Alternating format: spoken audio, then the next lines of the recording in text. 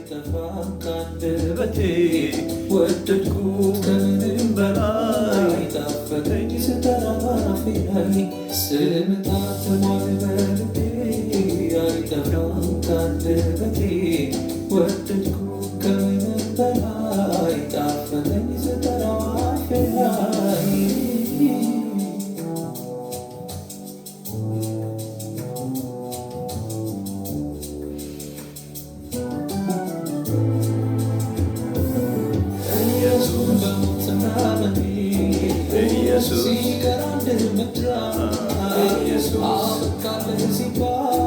ኢየሱስ ተናገባ ኢየሱስ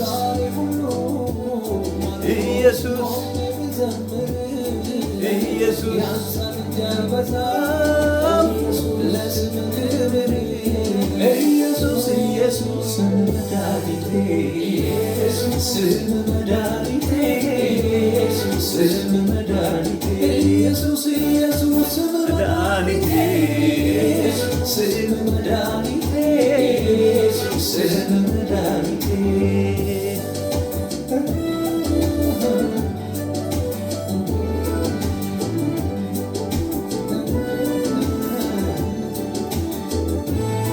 ሌሊቱ እጅግ በርትቶ አይመስልም ነበር ሚነጋ ዛሬማ መጨረሻ ነው አየኔ ነገር አበቃ ደጉ ሳምራዊ ኢየሱስ ማረኝ ስል የዳዊት ልጅ ሕመሜ ተሰምቶት ቆመ ዳሰሰኝ በፍቅር እጅ ተፈውሼ ቀረሁ ሂደ ላይመለስ ስምህ በነፃ ቸረኝ ለሰውነቴ ፈውስ ገንዘብ ለሁሉም ነገር መልስ ሊሆን አይችልም በኢየሱስም ፊት ግን አይቆምም ኢየሱስ ኢየሱስ መድኃኒቴ ስም መድኃኒቴ ስም መድኃኒቴ ኢየሱስ ኢየሱስ ስም መድኃኒቴ ስም መድኃኒቴ ስም መድኃኒቴ ስም ታትሟል በልቤ አይጠፋም ካንደበቴ ወደድኩት ከምንም በላይ ጣፈጠኝ ስጠራህ አፌ ላይ ስም ታትሟል በልቤ አይጠፋም ካንደበቴ ወደድኩት ከምንም በላይ ጣፈጠኝ ስጠራህ አፌ ላይ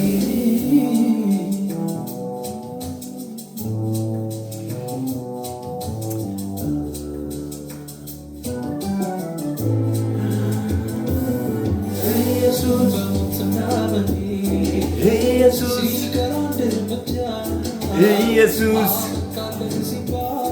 ኢየሱስ ኢየሱስ ኢየሱስ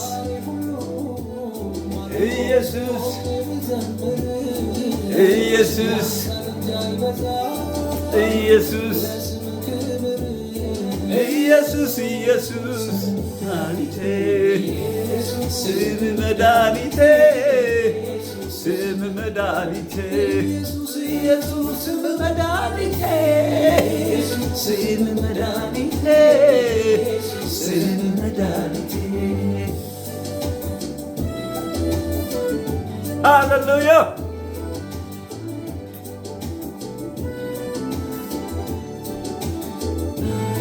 ከተወለደ ጀምሮ በቤተ መቅደስ ደጅ ተቀምጦ የኖረ እያየ የሰው እጅ እንደለመደው በረከት ልመና ላይ ባለበት የስምህን ኃይል ይዘው አገኙት ሐዋርያት ብርና ወርቅ የለንም ያለንን ምስጢር ስሙን ያሰረህ ፈቶ የሚያቆም ገንዘብ ለሁሉም ነገር መልስ ሊሆን አይችልም በኢየሱስም ፊት ግን አይቆምም ኢየሱስ ኢየሱስ መድኃኒቴ ኢየሱስ መድኃኒቴ ኢየሱስ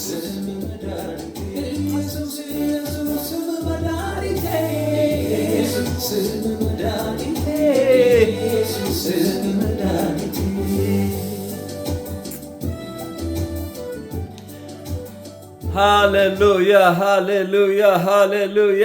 ሰላም ሰላም፣ የኢየሱስ ክርስቶስ የፍቅር ንጉሥ ቤተሰቦች እንደምን አላችሁ? እንኳን ወደ ቻናላችን በሰላም መጣችሁ። ላለው የዚህ ፕሮግራም አዘጋጅና አቅራቢ ጌትሽ አዲሱ ሰው። የእግዚአብሔር ቤተሰቦች እንዴት ናችሁ? ሰላም ናችሁ ሆይ? እንኳን ወደዚህ ቻናል በሰላም መጣችሁ። ላለው ኢየሱስ ክርስቶስ ይባረክ። እነሆ ደግሞ ቺን ቀን ቺን ደቂቃ ቺን ሰከንድ ስለሰጠን እናመሰግነዋለን። እንደሱ ያለ ማን አለ? ሃሌሉያ። በጣም ደስ የሚል ነው በእውነት እግዚአብሔርን አግኝቶ ከእግዚአብሔር ጋር መኖር እንዴት ደስ ይላል ወገኖቼ። ቅመሱት ነው የምላችሁ፣ ቅመሱት።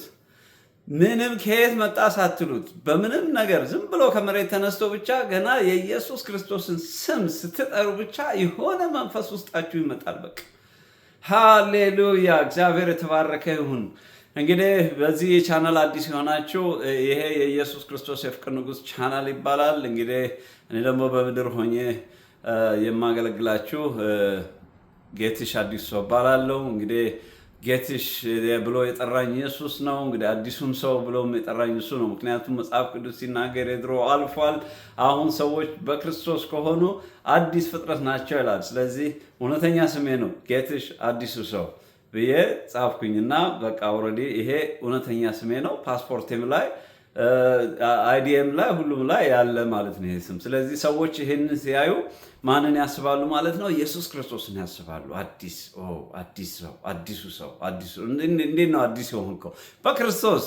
ሰዎች በክርስቶስ አዲስ ይሆናሉ። እና ራሳችሁን ሪኒው ስታደርጉ እንዴት ደስ ይላል! ራሳችሁን ስታድሱት፣ ሃሌሉያ! በክርስቶስ ስትታደሱ እንዴት ደስ ይላል! ለዚህ እኮ ነው ኒቆዲሞስ በጣም ገረመውና ኢየሱስ ክርስቶስን በሌሊት መጥቶ ጠየቀው ይላል መጽሐፍ ቅዱስ ላይ። እንዴት ነው ሰው ተመልሶ ወደ እናቱ ገብቶ ወደ እናቱ ሆድ ይመለሳል ወይ? እንደገና ሰው በመንፈስ ካልተወለደ በስተቀር የእግዚአብሔር መንግስት አያይም ሲለው እንዴት ሊሆን ይችላል? እና ሰው በመንፈስ ነው። አሁን እኔ አሁን የታደስኩት በመንፈስ ነው። ስለዚህ አዲስ ሰው የሆንኩት በመንፈስ ነው። ሃሌሉያ። ይሄ መንፈስ ደግሞ በጣም የሚገርማችሁ አሁን እንደ ማንኛውም አይነት እጽ ዛሬ ወስዳችሁት ከትንሽ ደቂቃ በኋላ ወር ከተወሰነ ሰዓት በኋላ የሚጠፋ አይደለም። ለዘላለም የሚሄድ መንፈስ ነው። ሃሌሉያ። ስለዚህ ይሄንን መንፈስ ሁላችሁም እንድታገኙ፣ በተለይ ያላገኛችሁት ኢየሱስ ክርስቶስን አዳኝ አድርጋችሁ አልተቀበላችሁት፣ በዚህ ሰዓት ኢየሱስ ክርስቶስን አዳኝ አድርጉና ተቀበሉ። ምክንያቱም መጽሐፍ ቅዱስ ሲናገር በልቡም አምኖ በአፉም የመሰከረ ይድናል ነው የሚለው። ሃሌሉያ። ስለዚህ ተጠመቁ፣ በውሃ ተጠመቁ። ከዛ በኋላ ደግሞ በመንፈስ ቅዱስ ተጠመቁ። ከዛ በኋላ ይሄ በቃ ደስ የሚል ህይወት ነው የምትኖሩት። ብዙ የሚያስጨንቅ ነገር አለ በዚህ ሰዓት። እኔ አሁን ከእናንተ ጋር ሳወራ ብዙ የሚያስጨንቀኝ፣ ብዙ እንትን ያላሉ መንገድ ያላገኙ ትክክለኛ ቦታ ላይ ያልሄዱ ብዙ ነገሮች አሉ ውስጤ። ግን ደስ የሚላችሁ እግዚአብሔር በቃ ሪላክስ ጀስት ሊቭ ኢት ይላችኋል። በቃ እግዚአብሔር መንፈስ እንደዚህ ነው። መንፈስ ቅዱስ ወደ ውስጣችሁ ሲገባ ትረጋጋላችሁ። በጣም የሚያስጨንቃችሁ ድሮ እኮ በጣም በቃ ባደር የሚያደርጋችሁ ነገር ዛሬ ላይ ኢትስ ኦኬ ዶንት ወሪ ኢትስ ኦኬ አል ፊክስ ኢት የሚል ነገር ውስጣችሁ ይመጣል። ሃሌሉያ። ስለዚህ እንዲህ አይነቱን መንፈስ ይዞ መጓዝ እንዴት ደስ ይላል። ውድ የእግዚአብሔር ቤተሰቦች እንግዲህ ዛሬ ደግሞ መንፈስ ቅዱስ መድኃኒት ስለሚል ትርጉም እንድናገር ነው የፈለገው እና መጽሐፍ ቅዱስ ሲናገር ኢየሱስ ክርስቶስ መድኃኒታችን ነው ይላል። ኢየሱስ ክርስቶስ መድኃኒታችን ነው ይላል። ስለዚህ መድኃኒት ምን ማለት ነው? ብዙ ጊዜ ሰዎች መድኃኒትን የምናውቀው ከክርስቶስ በፊት፣ በተለይ ክርስቶስን ማናቅ ሰዎች መድኃኒት የምናውቀው ሁልጊዜ መድኃኒት ከምን ጋር ነው ግንኙነት ያለው? ከህመም ጋር ነው። ሰዎች በምንታመም ጊዜ፣ ህመም በሚሰማን ጊዜ ሁልጊዜ አእምሯችን ውስጥ የሚመጣው ማን ነው? መድኃኒት ነው። ለምን? ፈውስን ስለምንፈልግ። ስለዚህ ዛሬ ስለ መድኃኒት እነግራችኋለሁ እንደ እግዚአብሔር ፍቃድ። እንግዲህ ዛሬ እንደ መንፈስ ቅዱስ ሁለት ሰዎች እንዳነጋግር ነው የፈለገው። የመጀመሪያው ነገር በጌታ የሌሉ ሰዎች መድኃኒት የሚለውን ትርጉም እንዴት ነው የሚያስቀምጡት? እንዴት ነው የሚያዩት ነው? ምክንያቱም የኔ ሐሳብ የኔ ወደዚህ መምጣትና የእግዚአብሔርን ነገር ለመመስከር ወደዚህ መመጣበት ዋናው መንፈስ ቅዱስ አፖይንትድ ያደረገኝ በዓለም የሚኖሩ ሰዎች እንዴት የዓለም ነገር ከመንፈሳዊ ነገር ጋር ሊንክ እንዲኖረው ላደርግ ነው። እኔ ብሪጅ ነው የምሰራው፣ ልክ ድልድይ ነው የምሰራው። ያ ማለት ምንድን ነው? ዓለማዊውን አስተሳሰብ ከመንፈሳዊው አስተሳሰብ ጋር እንዴት ማዋሃድ እንችላለን? ሰዎች እንዴት ነው የእግዚአብሔር ነገር የሚገባቸው? የት ያሉ ሰዎች? በዓለም ያሉ ሰዎች። ምክንያቱም እኔ በእግዚአብሔር ቤት ከቆየሁበት ጊዜ ይልቅ በዓለም የቆየሁባቸው ዓመታቶች በጣም ብዙ ናቸው። ለእኔ ነው ይሄ። እንግዲህ ለሌላ ሰው ሊያንስ ይችላል። አንዳንድ ሰው በጊዜ በጌታ ቤት ገብቶ ሊሆን ይችላል። አንዳንድ ሰው ደግሞ ቆይቶ እንደኔ ገብቶ ሊሆን ይችላል። አንዳንዱ ሰው ደግሞ ላስት ሚኒት ላይ የሚገባ ሰው ሊኖር ይችላል። ግን ሁልጊዜ በጣም በኮንፊደንስ የምንናገረው የነበርንበትን ዓለም ነው አይደለም። ስለዚህ መንፈስ ቅዱስም የነገረኝ በጣም ኮንፊደንስ የሆንክበት ያለፍክበት ትክክለኛው ዓለም ያኛው ስለሆነ ያኛውን ከዚህ ጋር እንዴት ማገናኘት ይችላል? ሰው እንዴት ነው የእግዚአብሔር መንግስት እዛ ጋር ሆኖ የእግዚአብሔር መንግስት እይታ እንዲኖረው የሚያደርገው? ለምን? ያ እይታ ነው ሰውየውን ወደ እግዚአብሔር መንግስት እንዲመጣ የሚያደርገው። ያለበለዛ የማያውቀው ዓለም ለመግባት በጣም ከባድ ነው የሚሆንበት። ብዙ ጊዜ ሰዎች ጋር ስንሄድ ኢየሱስ ክርስቶስ ያድናል ስንል ስለ ኢየሱስ ክርስቶስ የማያውቁ ሰዎች እንዴት ነው ክርስቶስን ሊቀበሉ የሚችሉት? አይችሉም፣ ሊቀበሉ አይችሉም። ግን ምንድን ነው የሚሆነው? እነሱ ባሉበት እነሱ በሚገባቸው ቋንቋ እነሱ በሚያዩት ነገር ጋር ግን ከሆነ ግን ያንን እነሱ የሚያዩትን ነገር ከዚህ ከመንፈሳዊ ነገር ጋር እንዴት ሊንክ እንዳለው ስናገናኘው፣ እንዴት ግንኙነት እንዳለው ስናሳያቸው እነዚህ ሰዎች ቀስ ብለው ያኛውን ብሪጅ ተከትለው ወደዚህ ይመጣሉ ማለት ነው። እንግዲህ ድልድይ ወይ ደግሞ ብሪጅ ሁለት የተለያዩ ነገሮችን የሚያገናኝ ማለት ነው። ስለዚህ እኔ ራሴን ልክ እንደ ድልድይ ነው። ምክንያቱም ዓለማዊ የሆኑ ሰዎች ወደ መንፈሳዊ ዓለም እንዲመጡ ወይ ደግሞ ሟች የሆኑ ሰዎች ወደ ዘላለም ሕይወት እንዲመጡ ወይ ደግሞ በጨለማ ያሉ ሰዎች ወደ ብርሃን እንዲመጡ መንፈስ ቅዱስ ይሄንን እንዳስተምር ነው እኔን አፖይንት ያደረገኝ። ስለዚህ ለዚህ ነው በተደጋጋሚ ብዙ ጊዜ ስናገር በጌታ ውስጥ ላለን ሰዎች አይደለም የኔ ትምህርት። በአብዛኛው የኔ ትምህርት ፎከስ የሚያደርገው በዓለም ላሉ ሰዎች ነው። በዓለም ያሉት ሰዎች ለመንፈሳዊ ሕይወት አያውቁም። ስለዚህ እነዚህ ሰዎች እኔ የዓለማዊ ኤክስፒሪየንሱ ስላለኝ እና የመንፈሳዊውም ኤክስፒሪየንስ ስላለኝ ስለዚህ ሁለቱን ዓለም እንዴት ማገናኘት ይችላሉ? ምክንያቱም እኛ እኮ የምንኖረው እና እናንተ የምንኖረው በፊዚካል ወርልድ ውስጥ ነው። በዓለማዊ ይሄ በሚታይ ቁሳዊ በሆነው ዓለም ውስጥ ነው የምንኖረው፣ በሚታየው ዓለም ውስጥ ነው። ስለዚህ ሰዎች የማይታየውን ነገር ለማስረዳት በጣም ከባድ ነው። ለዚህ ነው ብዙ ጊዜ ቤተሰቦቻችንን፣ ሌሎቻችንን ሁሉ ብዙ ሰው አጠገባችን ያሉትን ሰዎች ለማስረዳት በጣም ከባድ የሚሆንበት ስለማይታይ ነገር ነው የምናስረዳው። የሚታይ ነገር ሲሆን ቀላል ነው። አሁን ለምሳሌ ይሄ ፀሐይ ይታያል፣ ይሄ ዝናብ ይታያል፣ ይሄ ተራራ ይታያል ብላችሁ ከሚታይ ነገር ስትጀምሩ ሰውየው እያየ ነው የሚረዳችሁ ማለት ነው። የማይታየውን ዓለም ግን በሚታይ ዓለም ለሚኖር ሰው ማስረዳት በጣም ከባድ ነው፣ በጣም ከባድ ነው። ለዚህ ነው በመንፈስ ቅዱስ እገዛ ካልሆነ በስተቀር ሰዎች የማይታይ ዓለምን እንዲያዩ ማድረግ በጣም ከባድ ነው። ለዚህ ነው ያንን ልምምድ እንዲለማመዱ ዓለማዊ በሆነ ቋንቋ እና መንፈሳዊ በሆነ ቋንቋ በሁለቱ ቋንቋ በተቀናጀ ቋንቋ እነዚህን ሰዎች ከዓለማዊው ወደ ዘላለማዊው ወይ ደግሞ ከሚታየው ወደማይታየው ዓለም ማምጣት ያስፈልጋል። ለዚህ ነው አሁን ቅድም ስናገር አርስቱ መድኃኒት ነው ብያቸዋለሁ። ኢየሱስ ክርስቶስ መድኃኒት ነው ስንል መድኃኒት የሚለው ትርጉም ለዓለማዊ ሰው የሚታየው ከምን ጋር የተያዘ ነው ማለት ነው? ከፈውስ ጋር የተያዘ ነው፣ ከህመም ጋር የተያዘ ነው መድኃኒት ማለት። ምክንያቱም ሁልጊዜ መድኃኒት የሚለው ቃል ወደ አእምሯችን ሲመጣ ወዴት ነው የሚወስድን? አእምሯችን ሁልጊዜ ወደ ፋርማሲ ይወስድናል። ይሄ ነው የሚመጣልን። ለምን? ምክንያቱም ፋርማሲ ማለት ኦልሬዲ መድኃኒት የሚሸጥበት ቦታ ስለሆነ ማለት ነው። ስለዚህ ፋርማሲውን የሚያዘው ማን ነው ካልን ደግሞ ወደ ዶክተር ነው። ስለዚህ ሁለት ነገሮች አሉ ማለት ነው። ስለ መድኃኒት ስናስብ ስለ መድኃኒት ስናስብ ሁለት ሰዎችን እናስባለን። አንድ ያንን መድኃኒት ማን ነው ሊያዝልን የሚችለው? ዶክተር ነው የሚያዝልን። አንድ ሁለት ያንን መድኃኒት ስናስብ ምንድን ነው የምናስበው? ፈውስን እናስባለን። ተግባባን? ስለዚህ ሁለት ነገር አለ። ስለዚህ ለዓለማዊ ሰው መድኃኒት የሚለው ነገር ወዴት ይወስደዋል ማለት ነው? ወደ ፋርማሲ ይወስደዋል። ወደ ፋርማሲ ይወስደዋል። ከዛ በኋላ ምንድነው የሚሆነው? ያንን መድኃኒት ከወሰደ በኋላ ይሄ ሰውዬ እንደሚሻለው አድርጎ ነው የሚያስበው። ሁላችንም የምናስበው በምድር ላይ ባለን ጊዜ ይሄን ነው የምናስበው።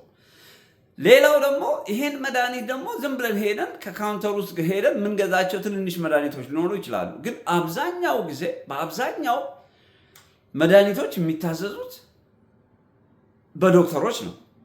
አይደለም እንዴ? በሕክምና አዋቂዎች ነው የሚታዘዙት። ስለዚህ ማን ያስፈልገናል ማለት ነው? ዶክተር ያስፈልገናል ማለት ነው። ስለዚህ መጀመሪያ ወደ መድኃኒት ከመሄዳችን በፊት ወዴት ነው የምንሄደው ማለት ነው?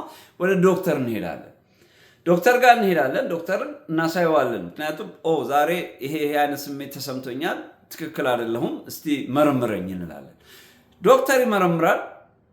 ከመረመረ በኋላ ኦኬ የያዘ በሽታ ይሄንን ይመስላል፣ ይሄ አይነት ስሜት አለው፣ ስለዚህ ለዚህ በሽታ ደግሞ የታዘዘው መድኃኒት ይሄንን ይመስላል ብሎ ለኛ ወረቀት ይጽፍልናል። ዶክተር አይደለም እንዴ? ዶክተር ይጽፍልናል። ከዛ በኋላ ያንን ተቀብለን ወዴት ነው የምንሄደው? ወደ ፋርማሲ። ምን ለማድረግ? መድኃኒት ለመግዛት። ይሄ እንግዲህ ሲምፕል ፕራክቲስ ነው። ዓለም ላይ ሆነን የምናስበው ፕራክቲስ ነው። ይሄ አይነት ፕሮሰስ ግን የሚጠቅመን ለስጋዊ ፈውስ ብቻ ነው። ለስጋዊ ፈውስ ማለት ምን ማለት ነው? አሁን ነገራችን የተቃወሰው ጤንነታችን የተቃወሰው ምን ላይ ነው ማለት ነው? ሰውነታችን ላይ ነው፣ ስጋችን ላይ ነው። ምክንያቱም እኛ በስጋ በኖር ሰዎች ስለሆነ ማለት ነው። ስለዚህ ይሄ ነገር ለጊዜው ነው የሚጠቅመን። ኢየሱስ ክርስቶስ ግን መድኃኒት ነው ስንል በጣም የሚገርመው ነገር በዛ ኮንሰፕት ይዩትና ልክ ወደ መንፈሳዊ ነገር ውስጥ ስትወስዱት ግን የኢየሱስ ክርስቶስ መድኃኒት መሆን ግን በጣም በሚገርም ሁኔታ ብዙ ነገሮችን ያጠቃልለ ነው። እንግዲህ የዶክተር መድኃኒት ዶክተር የሚሰጠን የዓለማዊ ዶክተር የሕክምና ዶክተር የሚሰጠን መድኃኒት ለምንድን ነው ያላችሁኝ? ስጋችንን ለማከም ከመንፈሳችን ጋር ምንም ግንኙነት የለውም። አያችሁ፣ ኢየሱስ ክርስቶስ ግን መድኃኒታችን ነው ስንል ኢየሱስ ክርስቶስ ስጋችንን የመፈወስ ፓወር አለው፣ መንፈሳችንን የመፈወስ ፓወር አለው፣ ነፍሳችንን የመፈወስ ፓወር አለው። ስለዚህ የመድኃኒቶች የመጨረሻ ቁንጮ ነው ማለት ነው። ለዚህ ነው ኢየሱስ ክርስቶስ መድኃኒታችን ነው ስንል በኢየሱስ ክርስቶስ ውስጥ ካለን እነዚህ ቅድም የተናገርኳቸው ነገሮች መፈወስ አለባቸው። የመጀመሪያው ነገር ሶላችን፣ ለዘላለም የሚኖረው ሶላችን፣ ነፍሳችን መዳን አለበት። ኢየሱስ ክርስቶስ የመጀመሪያ የመጣው ነገር ለሶላችን መዳን ነው የመጣው። ለምን? በዘላለም እሳት ውስጥ እንዳንኖር የዘላለምን ሕይወት እንድናገኝ፣ ሕይወት እንዲሆንልን፣ እንዲበዛልን ኢየሱስ ክርስቶስ መምጣት አስፈለገው። ለዚህ ነው አብ የላከው። ይህ በጣም ሊገባን ይገባል። እግዚአብሔር ያሳያችሁ። በምድር ስንኖር ትንሿ ህመም እንኳን እንዴት እንደምታስጨንቅ እዩት። አስቡት። ለዘላለም እሳት ውስጥ መቃጠል እንዴት ምን አይነት ነገር ሊሆን እንደሚችል እስቲ ከአእምሮ በላይ የሆነ እኮ ነው። ለማሰብ ራሱ የሚዘገንን እኮ ነገር ነው። በጣም እኮ ነው የሚጨንቀው። በህልም እንኳን ሆነን አንዳንድ ህልም ወይ ሰው ከተራራ ላይ ሲወረውረን ወይ እሳት ውስጥ ስንገባ ወይ የሆነ ነገር ሲገባ ልክ ሰውነታችን እኮ አልጋ ላይ ነው ያለው። ህልም ነው እያነገርኳቸው ያለሁት። እንደዛ ሆኖ እንኳን እንዴት እንደሚሰቀጥጠን እንዴት እንደሚያመን አስቡ። እንግዲህ ከነፍሳችን ጋር ነው። በዛ ሰዓት ነፍሳችን ተለያየ ቦታ ትሄዳለች። ይሄን አይነት ጭንቀት እንኳን በዛ ሰዓት ከታየ ስጋችንን ይዘን ደግሞ ከስጋችን ጋር ነፍሳችን ለዘላለም ያ እንግዲህ ለትንሽ ጊዜ ነው የሚሆነው። በህልማችን የምናየው ነገር እኮ እስክንነቃ ድረስ ነው። ከነቃም በኋላ ዋው ለካ ህልም ነው እንላለን። ይሄኛው ግን ህልም አይደለም። ሪል ነው፣ ለዘላለም ነው የሚቆየው ይላል። ስለዚህ ሰው በክርስቶስ ሲድን ለዘላለም ይድናል። ሰው በክርስቶስ ካልዳነ ደግሞ ክርስቶስን ሳያገኝ ከሄደ ለዘላለም እሳት ውስጥ ይጣላል ነው የሚለው መጽሐፍ ቅዱስ። ህመሙን እዩት። ትንሽ ህመም እኮ በጣም ነው የሚያስጨንቀን። መድኃኒት አግኝተን ያን ህመም እስክናሳግዝ ድረስ ትዕግስት የለንም። ይሄ የሚሆነው ለትንሽ ጊዜ ነው፣ ለትንሽ ጊዜ ነው። ስለዚህ ቶሎ ብለን ራሳችንን ሲያመን መድኃኒት እንወስዳለን። ያን ለራስ ምታት መድኃኒት የምንወስደው እኮ ኢንስታንትሊ ቶሎ ወዲያው ለመፈወስ ስለምንፈልግ ነው። ይሄኛው ፈውስ ግን ኢየሱስ ክርስቶስ ይዞት የመጣው ፈውስ ግን ለዘላለም ነው የሚያኖረን። ስለዚህ በዚህ ሰዓት ይሄንን ፈውስ ያላገኛችሁ፣ ኢየሱስ ክርስቶስን ያላገኛችሁ በህመም ውስጥ ነው ያላችሁት። ምናልባት አሁን እናንተ የሚመስላችሁ ምናልባት እኔ ሰላም ነኝ ምን ችግር አለብኝ ልትሉ ትችላላችሁ። ህመሙ ግን አንዳንድ ህመም ምን ይሆናል መሰላችሁ? ተደብቆ ይቀመጣል። ጊዜና ቦታ ነው የሚጠብቀው። ህመሙን ሊረጭ መርዙን ሊረጭና እናንተ ሊያሳመማችሁ ሲፈልግ ጊዜና ቦታ ነው የሚጠብቀው። ብዙ ጊዜ ካንሰር ኦቨርናይት የሚመጣ ነገር አይደለም። ብዙ በሽታዎች ኦቨርናይት አይደለም የሚመጡት። ይከማቻሉ፣ ይገባሉ፣ ሰላም ነው የሚሆኑት። ምንም ችግር የለብንም፣ ደህና ነኝ ነው የምንለው ሁላችን። ችግሩ ዶክተር ጋር የሄድን ጊዜ አንዳንድ ጊዜ ጀነራል ቼክአፕ ስናደርግ የተደበቀው ይወጣል። ሌላ ጊዜ ደግሞ ራሱ በራሱ ሰዓት እዛው ውስጣችን ሆኖ ማኒፌስት ያደርግና ይነቀንቀንና ከዛ በኋላ እሱ ራሱ በራሱ ሰዓት ይገለጣል በሽታ። ከዛ በኋላ ሆስፒታል እንሄዳለን። ይሄ ነው ልዩነቱ። አያችሁ፣ በክርስቶስ ግን ስንኖር ክርስቶስን ስንቀበል ይሄ የለበስነው ስጋ ይፈወሳል። ምክንያቱም መድኃኒት ነው የወሰድነው። ይሄ መንፈሳዊ መድኃኒት ነው። ለዚህ ነው የእግዚአብሔር ቃል ሲናገር ያመነ ኢየሱስ ክርስቶስም አዳኝ ሆኖ የተቀበለ አዳኜ ነው ብሎ የተቀበለ ወደ ውስጡም ያስገባው ሰው ይድናል ይላል። ስለዚህ ምንድን ነው የሚያድነን ያላችሁኝ እንደሆነ የመጀመሪያው ነገር እምነት ነው። ሰው እኮ መጀመሪያ ህመም ሲያስበው ምን እንደሚያስበው እከሌ ዶክተር ጋር ቢሄድ ይህም መድኃኒት በወስድ እድናለሁ ብሎ መዳኑን መጀመሪያ ነው ማኒፌስት የሚያደርገው። በቃ ፕሮፌሲ ነው። ልክ መጀመሪያ ኦኬ እከሌ ጋር ቢሄድ እድናለሁ ብሎ ወስኗል ያ ሰው። አያችሁ የማይንድ ፓወር። ከዛ በኋላ ያ ነገር እኮ ምናልባትም እኮ ዝም ብሎ ኖርማል መድኃኒት ይሆናል የሰጠው እኮ ለዛ ሰውዬ። እኔ አስታውሳለሁ በልጅነታችን እኔ የምኖርበት አካባቢ እንግዲህ ወደ 56 ቀበሌ አካባቢ ነውና አቶ ማሞ የሚባሉ የአገር ባህል መድኃኒት አዋቂ ሰው ተብለው እሳቸው ያክሙ ነበር ሰውን። እና ሰው ሲታመም እዛ ነው የሚሄዱት። እና ልጆች ሆነን ስንሄድ እኔ እንጃ እውነት ትክክል ይሁን አይሁን አላውቅም፣ ግን እርስ በራሳችን ትላንትና አቶ ማሞ ጋር ሄደ ቢጫ መድኃኒት ሰጡ እንላለን። እንግዲህ አንደኛ መድኃኒቱ ስሙም አይጻፍም፣ በዛ ላይ ደግሞ ማንም አያውቀውም። ስለዚህ ለእኔም የሰጡኝ እኮ ቢጫ መድኃኒት ነው። በሽታችን እኮ የተለያየ ነው። ግን ምናልባት አላውቅም፣ እንግዲህ ሊሆን ይችላል ላይሆን ይችላል። ሰው ዶክተር ጋር ሲሄድ ወይ ደግሞ አቶ ማሞ ጋር ሲሄድ እድናለሁ ካለ ወይ ዶክተር ጋር ሲሄድ እድናለሁ ካለ ያ ሰውዬ ምንም አይነት ነገር አቶ ማሞ ቢሰጡት ሰውየው ይድናል ማለት ነው። ለምን? ሰውየው መዳኑን የወሰነው ገና ከቤቱ ሳይወጣ ነው። ስለዚህ በመንፈሳዊ ህይወትም ያቺ ደም ሲፈሳት የነበረች በወንጌል ላይ የምናያት በሉቃስ ወንጌል ላይ የምናያት ሴት ኢየሱስ ክርስቶስን ባገኘውና ጨርቁን እንኳን ብዳስሰው እድናለሁ ብላ ወጣለች። አያችሁ፣ መዳኗን የወሰነችው ገና ጨርቁን ከመንካቷ በፊት ነበር። ለዚህም ነው ክርስቶስ ምን አለ? ጨርቁ ሳይሆን ያዳነሽ እምነትሽ ነው አላት። ወይ ደግሞ እኔ ሳልሆን ያዳነሽ እምነትሽ ነው አለ። አያችሁ ምን ያህል እምነት ፓወር እንዳለው። ብዙውን ጊዜ በጌታም የሆንን ሰዎች እምነቱ መጀመሪያ ስለማናደርገው ማኒፌስት ስለማናደርግ ልምምድ ስለሌለ ብዙ ጊዜ ይሄ አይሆንም ብለን ነው የምንወስነው። ስንጸልይም ማንኛውም ነገር ስናደርግ አይሆንም ግን ልሞክረው ብለን ነው የምንጀምረው። ይሄ ምንድን ነው የሚሆነው ማለት ነው? ክርስቶስ እናንተ እምነት የሌላችሁ እምነት የጎደላችሁ ብሎ ብዙ ጊዜ ደቀ መዛሙርቶቹን ሲኮንናቸው ሲከሳቸው የነበረው ምክንያት ምንድን ነው? መጀመሪያ ምን ይቀድማል? እምነት ይቀድማል። ሰው ማመን አለበት፣ እንደሚድን ማመን አለበት። ያ ነገር እንደሚፈውሰው ማመን አለበት።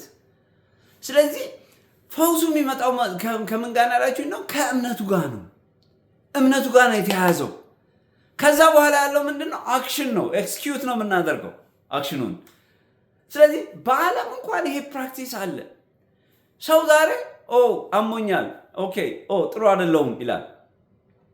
በጌታም ሊሆን ይችላል ያ ሰው፣ በጌታም ላይሆን ይችላል። አንዳንድ ጊዜ ልምድ ስላለን ብዙ ዓመት በጌታ ቤት ያልነበርን ሰዎች ዓለም ያለማመድን ነገር ምንድን ነው? ስንታመም ሁልጊዜ ወዴት ነው መሄድ ያለብን? ወደ ዶክተር መሄድ እንዳለብን ነው የሚሰማን። በጣም የሚገርማችሁ ነገር በጌታ ያለ ሰው ግን የመጀመሪያ ነገሩ ማንን ነው መጥራት ያለበት ያላችሁኝ እንደሆነ ኢየሱስ ክርስቶስን ነው መጥራት ያለበት። ጌታ ሆይ እዚህ ቦታ ይሄ አይነት ህመም ጥሩ ያልሆነ ስሜት እየተሰማኝ ነው፣ በጌታ በኢየሱስ ክርስቶስ ስም ይሄ ህመም ከኔ ላይ ይነሳ ብሎ ሰውየው መናገር አለበት። ምክንያቱም የልጅነት ስልጣን ተሰጥቶናል። ልጅ ነን፣ መዳን አለብን። ኦልሬዲ ድነናል። ስለዚህ አንዳንድ ጊዜ የስጋ ጥቃት ሊመጣ ይችላል። የስጋ ጥቃት ብቻ አይደለም፣ በመንፈስ የሚወረወር ሰላማችንን የሚወስድ ብዙ አይነት መንፈሶች ሊመጡ ይችላሉ። ስለዚህ እነዚህ ነገሮች የምንቋቋምበት ማን ነው ያላችሁ እንደሆነ ኢየሱስ ክርስቶስ መድኃኒታችን ውስጥ አለ። ስለዚህ እኛ ምንድን ነው ያለው? መድኃኒት ይዘናል። አጠገባችን መድኃኒት አለ። ስለዚህ ምንድን ነው መድኃኒቱ መዋጥ ነው የሚጠበቅብን። ለምሳሌ አንድ ዶክተር አንድ በሽተኛ ዶክተር ያዝለታል አለም እንዴ? ምናልባት በሽታው ጊዜ የሚፈጅ እና ለመዳን ጊዜ የሚፈጅ ሲሆን ምንድን ነው የሚያደርገው? ይሄንን በቀን 2 ጊዜ በቀን 3 ጊዜ ይሄን መውሰድ አለብህ ብሎ ዶክተር ይሰጠዋል። ምን መድኃኒት ነው የሚሰጠው። ስለዚህ ያ ሰው እየተከታተለ ልክ ዶክተር እንዳለው ኤቭሪ 8 hours ይሄንን መውሰድ አለብህ ይለዋል። ያ ሰው ያ ህመም በሚሰማው ጊዜ ወይ ደግሞ ከዛ ህመም ለመውጣት ዶክተሩ ያለውን ነገር ተከታትሎ ማድረግ አለበት። ይሄ ፕራክቲካሊ ያየነው ከልጅነታችን ጀምሮ ያሳለፍነው ህይወት ነው። ወደ መንፈሳዊ ህይወት ስንመጣ ኢየሱስ ክርስቶስ እንድንጸልይ ይፈልጋል። ሳታቋርጡ ጸልዩ ነው የሚለው እግዚአብሔር ቃል። በጊዜውም ያለ ጊዜውም ሁልጊዜኛ መጸለይ ነው የሚጠበቅብን። ለምንድን ነው መጸለይ የሚጠበቅብን? ምክንያቱም ኤኒታይም አታክ ሊመጣ ይችላል። ከየትኛውም ቦታ ላይ ልንጠቃ እንችላለን። ለምን? መጽሐፍ ቅዱስ ሲናገር ሰይጣን አጠገባችሁ ልክ የሚውጠውን እንደሚፈልግ አንበሳ አጠገባችሁ ይዞራል ነው የሚለው። የሚከፈት በር ይፈልጋል ሊገባ፣ ገብቶ የእኛን ቤት ሊያተራምስ፣ የእኛን ሰላም ሊያደፈርስ ይዞራል አጠገባችን። ስለዚህ ያንን ለማባረር ምን እንደምናደርገው መጽሐፍ ቅዱስ ጄምስ ላይ ሲናገር እግዚአብሔርን ጥሩት ወደ እናንተም ይቀርባል፣ ሰይጣንን ተቃወሙት ከእናንተም ይርቃል ነው የሚለው።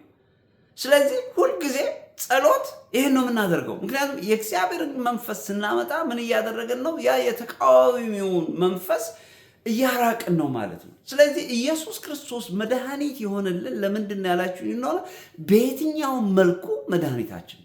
ለምሳሌ ትዳራችን ላይ ችግር አለ ልበላችሁ። አንድ ሰው ትዳሩ ላይ ችግር ካለ ህመም አለ ማለት ነው ትዳሩ ላይ። ስለዚህ ያ ትዳር ምን ይፈልጋል? ፈውስ ይፈልጋል። የሚፈወሰው እንዴት ነው? በእግዚአብሔር ቃል ነው የሚፈወሰው። የሚፈወሰው እንዴት ነው? በጸሎት ነው የሚፈወሰው። ያ ሰው የእግዚአብሔር ቃል ምንድን ነው የሚለው? ይሄን በተመለከተ ይሄን ነገር እንዴት ነው ፋይት ማድረግ ያለብኝ? ስለዚህ ይንበረከካል፣ ከእግዚአብሔር ቃል ይወስዳል፣ ከእግዚአብሔር መንፈስ ይወስዳል። ከዛ በኋላ የእግዚአብሔር መንፈስ የእግዚአብሔር ቃል እንደሚለው ያንን ፈተና ሰውየው ይወጣል። ስለዚህ ያ ህመም የሆነበት ነገር ምን ያገኛል ማለት ነው? መፍትሄ ያገኛል፣ ፈውስ ያገኛል። ይሄን ግን ፕራክቲስ ካላረገ ያ ሰውዬም እንደሚሆነው ሁልጊዜ ለዘላለም በሽተኛ ሆኖ ይቀራል። ምክንያቱም ምንድነው መጨረሻ ላይ እኮ ጊቭ አፕ ሰው እኮ ዲቮርስ ሲያደርግ እኮ መጨረሻ ላይ ምን እያደረገ ነው መሰላችሁ? በቃ ኦልሬዲ ሰውየው በቃ ፎጣ ወርውሯል። በቃ አለቀ። እጁን እንትን አድርጓል። በቃ ከዚህ በኋላ ምንም ነገር የለም ዳን ብሎ ወጥቷል ማለት ነው። አያችሁ? ውስጥ ግን ያለ ሰው እያስታመመ ጌታ ሆይ ይሄ ነገር መቼ ነው? እስከ መቼ ነው የሚሆነው? ይሄ እንዴት ነው የሚሆነው? ምን ላድርግ? ይሄው ባለቤቴ እንደዚህ አይነት ችግር አምጥታብኛለች፣ ባለቤቴ እንደዚህ አይነት ችግር አምጥቶብኛል። ሴቶችን ሁሉም ይሄ እንዲህ አይነት ችግር አለ ቤታችን ውስጥ፣ ትዳራችን ውስጥ እንዲህ አይነት ነገር እንዴት ላድርግ? ጌታ ኦኬ ይሄን ነገር በዚህ ሁኔታ እንትን አድርገው። ያ ሰው ምን እያደረገ ነው? እያስታመመው ነው። አንዳንድ ችግር ኦቨርናይት ላይሄድ ይችላል፣ ጊዜ ይፈልጋል። ስለዚህ ምን ማለት ነው? በትዕግስት እግዚአብሔር ትዕግስቱን ይሰጠናል። ከዛ በኋላ እሱ ራሱ ይፈውሰዋል። ሌላው ደግሞ ወደ አካል ህመም እንሂድ። ወደ አካል ህመም ስንሄድ አንዳንዴ ለረጅም ጊዜ ሊድኑ የማይመስሉ በሽታዎች አሉ አጠገባችን። ብዙ ሰው በተለያየ ነገር ሊሰቃይ ይችላል። ፓራላይዝ ሊሆን ይችላል፣ ካንሰር ሊይዘው ይችላል። ማንኛውም ነገር ችግር ይመጣብናል ሰውነታችን ላይ።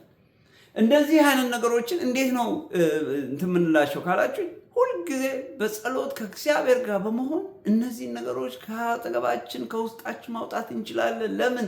ኢየሱስ ክርስቶስ መድኃኒት እስከሆነ ድረስ፣ መድኃኒታችን የቤታችን ውስጣችን እስካለ ድረስ እኛ መዳን አለብን። ምክንያቱም እኛ የመዳን ልጆች ነን። ይህንን ደግሞ ማመን አለብን። የመጀመሪያው ነገር ብዙዎቻችን ምንድን ነው ስለማናመን ያ ነገር መድኃኒቱ አይሰራም። ሰው እኮ ይሄን መድኃኒት በወስድ እድናለሁ ያለው ኦልሬዲ ፈውሱን እኮ ሰውየው መድኃኒቱን ሳይወስድ ኦልሬዲ ፈውስ ሆኖለታል ለዛ ሰውዬ።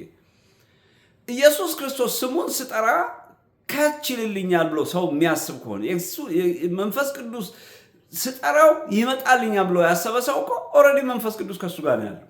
መጥራትም አይጠበቅበትም። ኦልሬዲ ከሱ ጋር ነው ያለው። ለምን? እምነቱ ራሱ ኦልሬዲ ስቦታል፣ አምጥቶታል፣ አጠገቡ ከሱ ጋር ነው ያለው።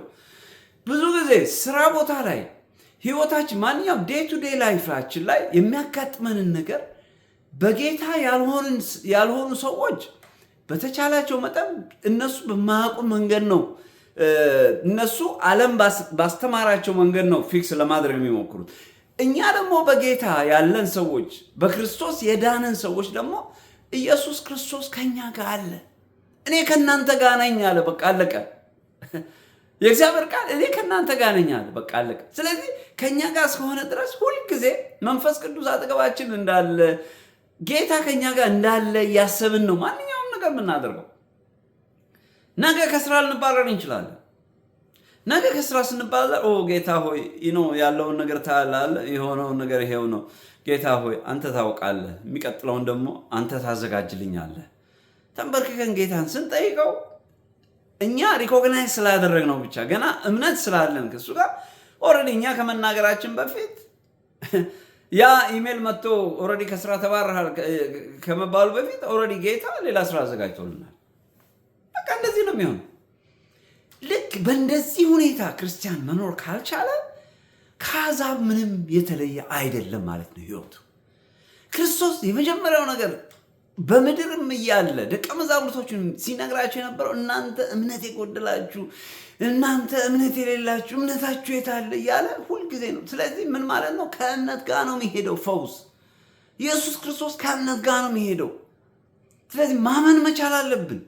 ይሄንን ስናምን ነው የምንኖረው። ስለዚህ ኢየሱስ ክርስቶስ መድኃኒት ነው ካለ እኛ በበሽታ ውስጥ መሰቃየት የለብንም።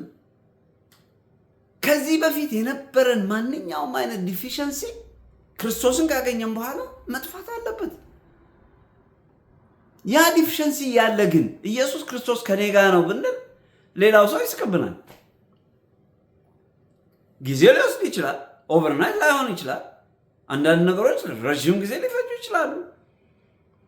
ግን ምን ማለት ነው? መሄድ አለባቸው። አለቀ። ምክንያቱም እኛ የተፈወስን ሰዎች ነን። በየትኛውም መልኩ ነው የምላችሁ። አሁን ይሄን በስጋ ብቻ አይደለም እየተናገርኩ ያለሁት። በመንፈስ አታክ ልንደረግ ይችላል፣ በስጋ አታክ ልንደረግ፣ ቅድም እንዳልኩት በትዳር ሊሆን ይችላል፣ በገንዘብ ሊሆን ይችላል፣ በተለያየ ነገር አታክ ልንደረግ ይችላል። ከሁሉ በላይ ግን ከኛ ጋር ኢየሱስ ክርስቶስ ከኛ ጋር መንፈስ ቅዱስ እንዳለ ማመን ስንጀምር ግን እነዛ ነገሮች ይሄዳሉ። እነዛ ነገሮች እኮ የሚመጡት እኮ የእኛን እምነት እኮ ሊፈትኑት ነው። እምነታችን ይፈተናል።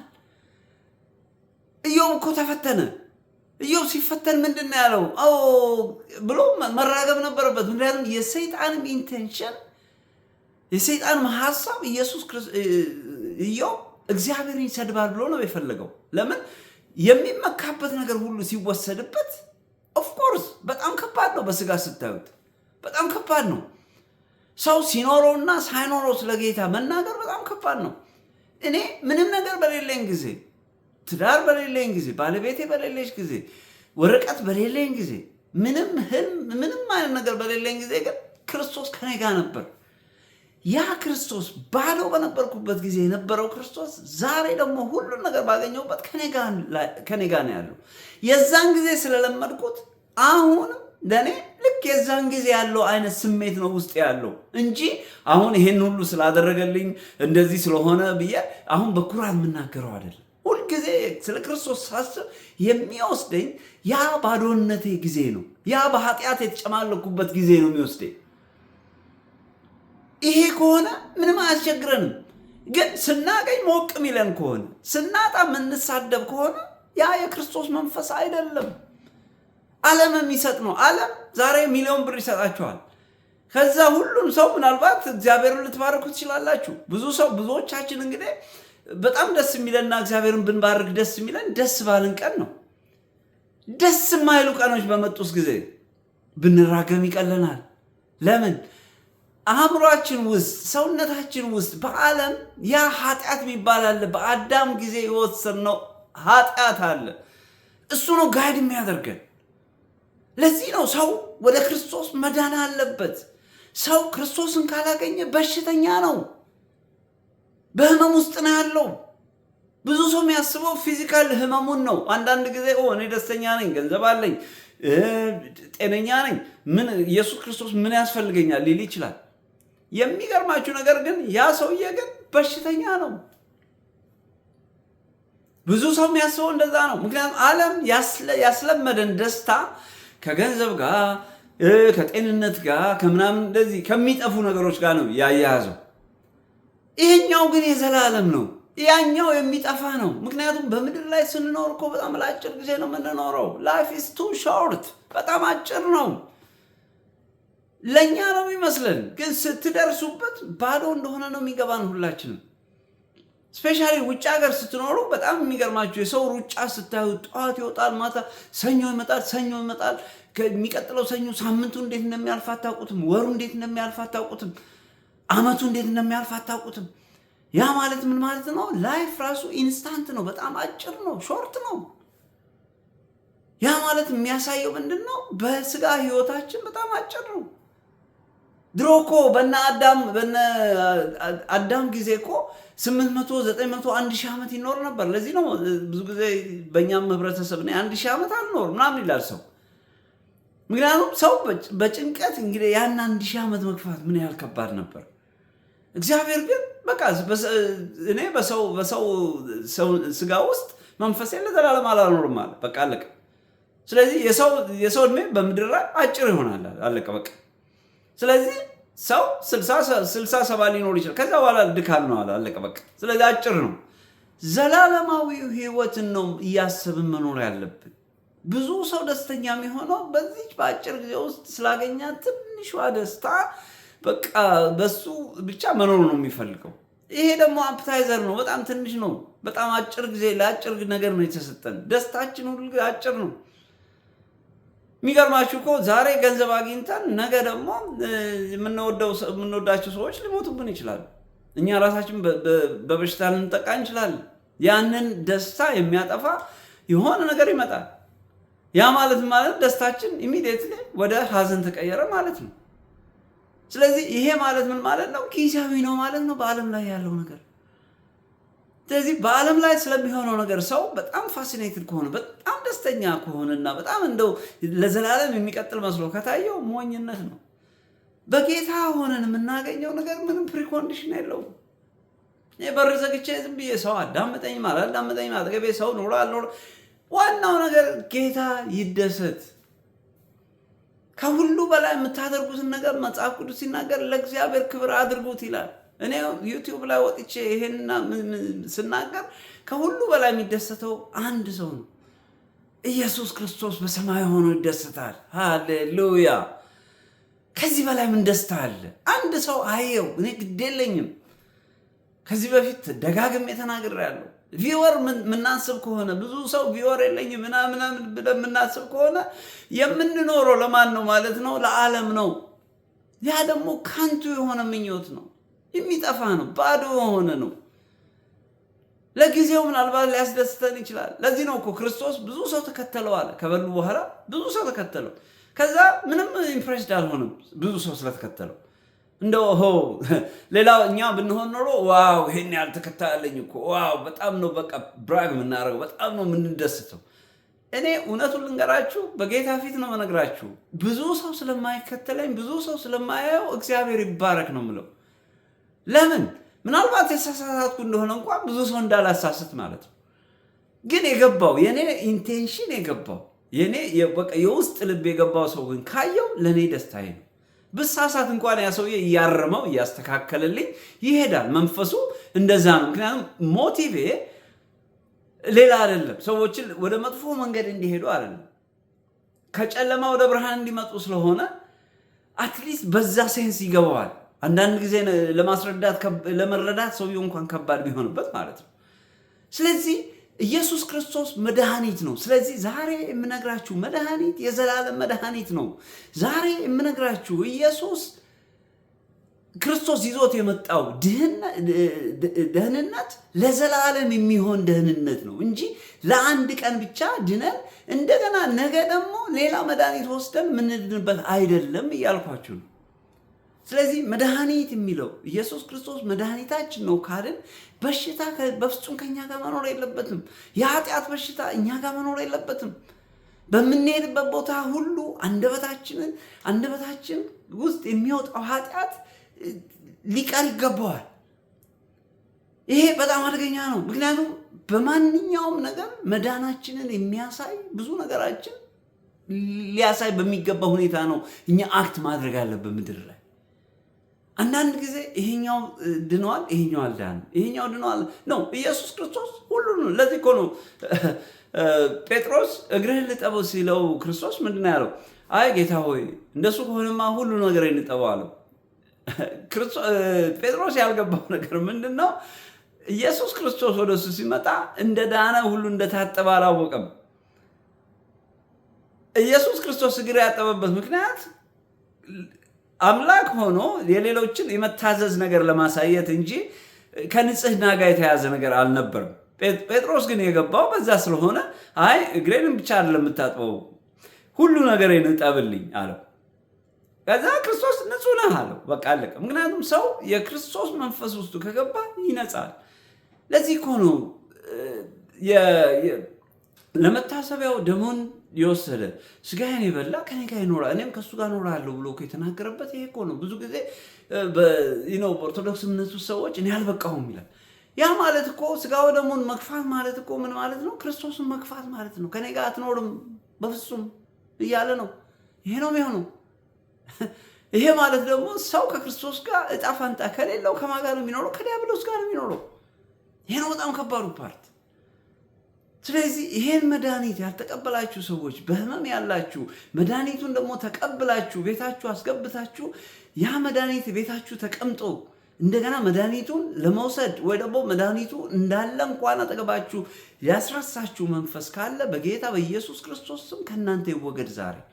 ይሄ መሴጅ ይሄ ነው። ስለዚህ በጌታ ለሌሉት ሰዎች መዳን የምትችሉት የአካል ህመም ሊሆን ይችላል፣ የመንፈስ ህመም ሊሆን ይችላል፣ የትዳር ሊሆን ይችላል፣ የገንዘብ ሊሆን ይችላል። በጠቅላላ በዓለም ውስጥ ስላለን ዴይ ቱ ዴይ ላይፍ ላይ ማንኛውንም አይነት ቻሌንጅ ለማሸነፍ ኢየሱስ ክርስቶስ ምንም ጥያቄ የሌለው መፍትሄ ነው። ስለዚህ ይሄን መድኃኒት ወደ ውስጣችሁ አስገቡት እያልኩ ነው። በጌታ ውስጥ ኖረን ደግሞ መድኃኒቱ ውስጥ አጠገባችን ሆኖ ሌላ መድኃኒት የምንፈልግ ወይ ደግሞ ዲያብሎስ ያንን ነገር እንዳናይ ልክ እምነታችሁ ወዴት አለ እናንተ እምነት የጎደላችሁ እንዳለው እምነታችንን ምናልባት በተለያየ ነገር አፍኖ የያዘው ሰይጣን ደግሞ ካለ በቤት ውስጥ ያለን ሰዎች ዛሬ ያንን እይታ የማየት እድል እንዲሆንልን ነው እንግዲህ ዛሬ መሴጅ የመጣሁት ማለት ነው። ወደዚህ መንፈስ ቅዱስ እንድናገር የፈለገው ይሄ ነው። ስለዚህ መድኃኒት አለን ቤታችሁ መድኃኒት ካለ ነገ እዚህ ቦታ ብሄድ አትበሉ። መጀመሪያ ተንበርከኩና ኢየሱስ ክርስቶስ ይሄ ነገር እዚህ ጋር ስሜት እየተሰማኝ ነው፣ እኔ እንደዚህ ነው የማደርገው።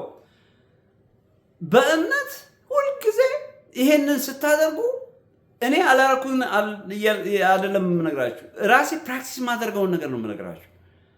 መጨረሻ ደረጃ ሲሆን በጣም ከባድ ሲሆን ጌታ ሆይ እባክህ እነዚህ ዶክተሮች ፈውስ ይሆናቸው ዘንድ እባክህ እርዳቸው ብዬ ልሄድ ይችል ይሆናል። አላቅም ከዚህ በፊት ግን እንደዛ ደርሼ ካልሆነ በስተቀር በምንም አይነት መልኩ ኢየሱስ ክርስቶስ መጀመሪያ እንደሚያድነኝ 100% ተማምኜ ነው ማንኛውም አይነት ነገር ማድረገው። እንግዲህ ይሄ የአካል ህመም ሊሆን ይችላል፣ እንዳልኳችሁ ሰላማችሁ ተበጥጦ ሊሆን ይችላል፣ በገንዘብ ሌላ ችግር አጋጥሟችሁ ሊሆን ይችላል፣ ትዳራችሁ ፈርሶ ሊሆን ይችላል፣ ከሰው ጋር ተጣልታችሁ ሊሆን ይችላል፣ ከስራ ተባራችሁ ሊሆን ይችላል እና የተለያየ ነገር በሚኖርበት ጊዜ ተንበርክከን ከጠየቅነው ይሰጠናል። ምክንያቱም በቤቱ ላለን ሰዎች እኛ መብታችን ነው። ስለዚህ ልክ አንዳንድ ሰው እዚህ የኖረ ልክ እንደ ውጭ ሰው የሚኖር ሰዋል። እኔ ካናዳ መጣሁኝ፣ እነዚህ ሰዎች የመኖሪያ ፍቃድ ሰጡኝ፣ ከዛ በኋላ ዜግነት ሰጡኝ። ጌታ ይባረክ። ከ5 ዓመት በኋላ አሁን ዜግነት አግኝቻለሁ። ይህን ዜግነት ግን ሙሉ ለሙሉ መጠቀም አለብኝ። እንደማን? እንደ ካናዳዊ ነው አክት ማድረግ ያለብኝ እንጂ ልክ እንደ ትላንትና ከኢትዮጵያ እንደመጣ ኢሚግራንት ሆኜ ማሰብ የለብኝም። ምክንያቱም አሁን ስታተስ ተቀይሯል። ስለዚህ ሰው በክርስቶስ ከዳነ በኋላ እንዳልዳነ ሰው አይደለም ማሰብ ያለበት፣ እንደዳነ ሰው ነው ወክ ማድረግ ያለበት። አንዳንድ ጊዜ በጣም ነው የምናሳፍረው። በእንትን ላይ ሆነን እዚሁ ኢሚግራንት ሆነን እንኳን ዜግነት እያለን ሁሉ ነገር አግኝተን ህጉ አሁን ዜጋ ነህ እያለን እኛ ግን የምንኖረው እንደ ኢሚግራንት ነው። እኛ ግን ትላንትና እንደመጣ ሰው ደግሞ ወረቀት እንደሌለው ሰው ነው የምንኖረው። ይሄ ፕራክቲካል የሆነውን ህይወት ነው የምነግራችሁ። በመንፈሳዊ ህይወትም በክርስቶስ ድነን ሳለ እንዳልዳነ ሰው ነው አክት የምናደርገው። ስንናገር ማንኛውም ነገር እንዳልዳነ ሰው እምነት እንደሌለው ሰው ነው የምንናገረው። ይሄ በጣም ኢየሱስ ክርስቶስንም መንፈስ ቅዱስ በጣም የሚያሳዝናቸው ነገር ነው። ሰው ከዳነ እንደዳነ ነው አክት ማድረግ ያለበት። ዜግነት ተሰጠኝ፣ ከዛሬ ጀምሮ ዜግነት ከተሰጠኝ በኋላ እኔ እንደ ካናዳዊ ነው ማሰብ ያለብኝ፣ አክትም ማድረግ ያለብኝ እንደ ካናዳዊ ነው። በፍጹም ወደኋላ ተመልሼ እኔ ከዚህ ቦታ ነው የመጣሁት ብዬ ራሴን ወደዛ መመለስ የለብኝም። ምክንያቱም ህጉ የሚፈቅድልኝ እንደዛ ስለሆነ ማለት ነው። ስለዚህ የዛሬው መሴጅ መድኃኒቱ ይሄ ነው ያልኳቸው። ስለዚህ በጌታ ለሌላችሁ መድኃኒት ክርስቶስ ነው። ስለዚህ በማንኛውም ነገር መፈወስ የምትፈልጉ ከሆነ ዶክተር ጋር መሄድ የማትፈልጉ ከሆነ የራሳችሁ ዶክተር እንዲኖራችሁ ከፈለጋችሁ ኢየሱስ ክርስቶስን አዳኝ አድርጋችሁ ተቀበሉ። ከዛ በኋላ አለቀ። ከሱ የበለጠ ዶክተር የለም። በጌታ ኖራችሁ ደግሞ ቅድም እንዳልኩት ልክ ድናችሁ እንዳልዳነ ሰው ደግሞ የምትጓዙ ሰዎች ደግሞ እባካችሁ በጌታ ፍቅር ድናችኋል። ስለዚህ እንደዳነ ሰው ነው አክት ማድረግ ያለባችሁ። ስለዚህ እቤት ውስጥ እንዳለ ልጅ ነው አክት ማድረግ ያለባችሁ ልል ፈልጌ ነው። ስለዚህ ይሄ ነው ማለት ነው። ስለዚህ መድኃኒት የሚለው ኢየሱስ ክርስቶስ መድኃኒታችን የሆነው በዚህ ምክንያት ነው። ስለዚህ መድኃኒት የሚለው ኮንሰፕት መንፈስ ቅዱስ በዚህ ሁኔታ እንዳስረዳ ወደዚህ ያመጣኝ ማለት ነው። ስለዚህ እንጸልያለን። የምንጸልየው ለሁለት ሰዎች ነው። እንግዲህ የመጀመሪያው ቅድም እንዳልኩት መድኃኒት ላልተቀበሉ ሰዎች መድኃኒት ኢየሱስ ክርስቶስ ወደ ልባቸው እንዲመጣ፣ ሌላው ደግሞ መድኃኒት አጠገባችን ቤታችን ሆኖ ያልተጠቀምንበት ያልወሰድነው ሰዎች ደግሞ ጌታ እንዲያስታውሰን መንፈስ ቅዱስ እንዲያስታውሰን ነው የምጸልየው ማለት ነው። ሃሌሉያ ሃሌሉያ። ታንክ ዩ። የሰማይና የምድር ፈጣሪ እግዚአብሔር ሆይ እናመሰግንሃለን። ክብር ምስጋና ለዘላለም ላንተ ይሁን። አንተ ፈቅደህ ወደህ ወደዚህ ቦታ ስላመጣህ እናመሰግንሃለን። መንፈስ ቅዱስ እነሆ ደግሞ መድኃኒት የሚሆነውን ክርስቶስን እንዳስተምር ወይ ደግሞ እንድመሰክር ወደዚህ ስላመጣኸኝ አመሰግናለሁ። ጌታ ሆይ አንተ በፈቀድክልኝ መንፈስ እነሆ ቻልኩትን ተናገርኩ። ጌታ ሆይ በዚህ ሰዓት ደግሞ ይህንን ለሚሰሙ ሰዎች አንተ በመንፈስ እኔ ከተናገርኩት በላይ ትገልጥላቸው ዘንድ ጸልያለሁ። ጌታ ሆይ ከአንተ ጋር መድኃኒትህን ያልተቀበሉትን በዓለም ላሉት ሁሉ ጌታ እግዚአብሔር ሆይ በዚህ ሰዓት መድኃኒትህ ወደ እነሱ ይገባ ዘንድ መንፈስ ቅዱስ እርዳቸው፣ አግዛቸው። አባ ኢየሱስ ክርስቶስን ያውቁ ዘንድ የዘላለም መድኃኒታቸውን ያገኙ ዘንድ ጸልያለሁ። ጌታ እግዚአብሔር ለዘላለም እንዲድኑ ጸልያለሁ። አግዛቸው፣ እርዳቸው፣ አስባቸው። አባታችን እናመሰግንሃለን። ጌታ መንፈስ ቅዱስ ጌታ ሆይ እነሆ ደግሞ በዚህ ሰዓት ጸልያለሁ በቤቱ ላለን እነሆ ደግሞ መድኃኒታችን ቤታችን ተቀምጦ እንደገና ሌላ መድኃኒት ወይ ደግሞ መድኃኒት ፈልገን ወደ ውጭ ለምንወጣ ወይ ደግሞ ይህንን መድኃኒት ላልተጠቀምን ሰዎች ጌታ እግዚአብሔር ሆይ ትረዳን ዘንድ ጸልያለሁ። ጌታ እግዚአብሔር ሆይ አንተ መድኃኒት እንደሆንክ መንፈስህ ጠዋትና ማታ እኛን ይፈውስ ዘንድ ጠዋትና ማታ እነሆ ይጎበኘን ዘንድ ጸልያለሁ። ጌታ እግዚአብሔር ሆይ እነሆ አባት እንዳለን ሰው እንደሌለን ሰው ሆነን አክት አድርገን ቢሆን ጌታ እግዚአብሔር ሆይ ይቅር በለን። ጌታ እግዚአብሔር ሆይ እባክህ አስበን። ጌታ መንፈስ እባክህ አስታውሰን። ጌታ እግዚአብሔር ሆይ ከአንተ ጋር እንደምንኖር ፈውስ አንተ እንዳለ እውነት ማንኛውም አይነት ነገር ሲኖር አንተን መድኃኒታችን እንድንጠራ ኃይል ሁነን። ጌታ እግዚአብሔር ሆይ ተባረክ። ይህንን ጊዜ ስለሰጠህን እናመሰግንሃለን። መንፈስ ደግሞ በውስጣችን ሰርቶ ነገ ደግሞ ለሌሎች እንድንመሰክር እድል ስለምትሰጠን እናመሰግንሃለን። ስለነበረን ጊዜ እናመሰግንሃለን። ስለ ትንሹ ባሪያህ ደግሞ አመሰግንሃለሁ። ጌታ ሆይ ተባረክ። የምትወደው ልጅህ በኢየሱስ ክርስቶስ ስም አሜን። ሃሌሉያ። ታንክ ዩ እግዚአብሔር ቤተሰቦች፣ እንግዲህ ለዛሬ የነበረን ፕሮግራም ይሄ ነው። እንደ ጌታ መንፈስ ቅዱስ ደግሞ በሌላ ፕሮግራም በሚቀጥለው ሳምንት እስከምንገናኝ ድረስ ኢየሱስ ክርስቶስ ይባርካችሁ። ኢየሱስ ክርስቶስ ትናንትናም ዛሬም ለዘላለም ጌታ ነው። መልካም ጊዜ ሁኑ። ኢየሱስ ክርስቶስ ይወዳችኋል። ተባረኩልኝ። ቻው